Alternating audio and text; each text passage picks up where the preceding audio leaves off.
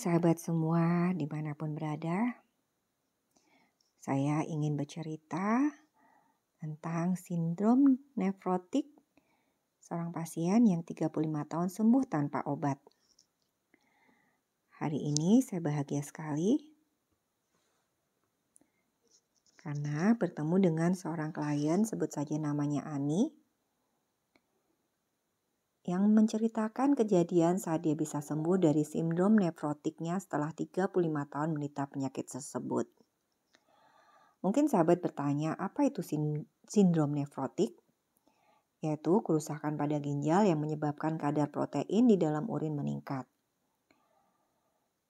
Tingginya kadar protein tersebut disebabkan oleh kebocoran pada bagian ginjal yang berfungsi menyaring darah atau glomerulus. Gejala utama sindrom nefrotik adalah penumpukan cairan dalam tubuh atau edema. Edema terjadi akibat rendahnya protein dalam darah. Salah satu fungsi protein dalam darah adalah untuk menahan cairan di dalam darah. Jika kadar protein ini kurang, cairan dari dalam pembuluh darah akan bocor keluar dan menumpuk di jaringan tubuh. Pada anak-anak, edema yang disebabkan oleh sindrom nefrotik dapat diamati dari pembengkakan di wajah. Sedangkan pada orang dewasa, edema bisa terlihat dari pembengkakan di tumit yang diikuti pembengkakan di betis dan paha. Gejala sindrom nefrotik yang lain dapat muncul adalah urin yang berbusa akibat adanya protein dalam urin, diare, mual, letih, lesu, dan hilang berat nafsu makan, dan berat badan bertambah akibat penumpukan cairan di tubuh ini. Ini diderita Ani sejak kelas 2 SMP. Dan penyakit ini kalau tidak segera dibereskan akan mengakibatkan kerusakan di ginjal sepenuhnya sehingga berakhir dengan cuci darah. Coba kita baca pesan cintanya. Pesan cinta dari nefrotik ini adalah adanya reaksi yang berlebihan terhadap kekecewaan, ketidakpuasan, dan kegagalan. Karena ini kaitannya dengan ginjal, maka kita baca pesan cinta dari sakit di ginjal adalah penuh kritikan, kekecewaan, kegagalan, rasa malu, bereaksi seperti anak kecil. Bisa jadi ini memang emosi-emosi yang selalu muncul dalam diri Ani dalam masa pertumbuhannya dulu. Karena secara keluarga ia memiliki orang tua yang sakit jantung sehingga harus di-bypass. Kemudian kakak yang kena kanker dan adik yang memiliki riwayat gangguan jantung sehingga harus dioperasi saat remaja. Nah, ibunya Ani ini mungkin tidak siap menghadapi kondisi-kondisi seperti ini dan selalu merasa lemah, mengasihani diri sendiri dan menceritakan terus-menerus tentang kepedihannya ini. Jadilah Ani kecil mungkin menerima semua emosi-emosi ibunya ini dan proses repetisi atau pengulangan pun berlangsung terus-menerus dari mamanya Ani ke Ani. Sehingga Ani kecil pun menderita nefrotik ginjal ini.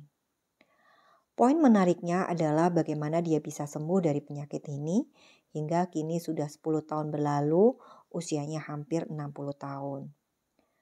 Perjalanannya adalah dimulai saat dia memiliki 2 bayi kecil yang amat disayanginya.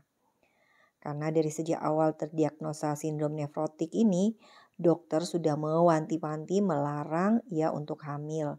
Karena akan berpotensi kerja ginjal semakin berat, akhirnya ginjal rusak dan dia harus cuci darah. Tapi ternyata Allah izinkan dia hamil sampai 2 lagi, walaupun yang kedua sempat gugur. Nah, saat dia mendapati ada 2 anak lahir di hadapannya saat itu, muncullah kesadaran dalam dirinya bahwa dia harus kuat, harus sehat, sehingga bisa membesarkan kedua anak ini. Kesadaran ini begitu kuat hadir dalam dirinya, menggantikan perasaan-perasaan bahwa dia lemah, sakit-sakitan, tidak berdaya, nggak boleh capek, dan seterusnya. Dan tentu saja mental seperti ini menjadi komandan bagi dirinya termasuk tubuhnya. Tubuhnya tidak pernah bengkak lagi dan perlahan-lahan fungsi ginjalnya membaik. Walaupun sebelumnya dia harus kehilangan 1 ginjal karena sudah mengkerut dan mengecil. Tapi masih ada ginjal satunya yang masih berfungsi dengan baik. Dan hebatnya kesembuhan ini terjadi tanpa obat-obatan. Dia hanya melakukan olah nafas. Dia menyadari dalam nafas ada kekuatan dari Tuhan. Ani pun merasa dulu sebelum belajar sama Pak Jarot, terus sekarang ketemu Bu Sinta seperti menemukan jawabannya.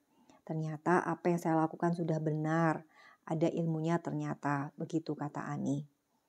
Jadi demikian sahabat, dari Ani kita belajar bahwa tubuh hanyalah wadah. Namanya wadah maka warnanya sesuai dengan isinya. Apa isinya ini? Tentu saja mental, jiwa, dan spiritual. Jadi jangan dibalik. Dulu kita mengenal mens sana in corpore sano, yaitu di dalam tubuh yang sehat terdapat jiwa yang kuat. Di kesehatan holistik, sebaliknya, mens sano in corpore sana, yaitu di dalam jiwa yang kuat terdapat tubuh yang kuat. Buat sahabat yang masih sakit saat ini, ayo perbaiki mentalnya sehingga tidak mengotori jiwanya. Baca pesan cinta dari penyakit-penyakit sahabat. Tuhan sedang ingin berkomunikasi dengan sahabat melalui sakitnya sahabat di tubuh ini. Tangkap pesan cinta itu baik-baik supaya sahabat tidak muter-muter saja sakitnya.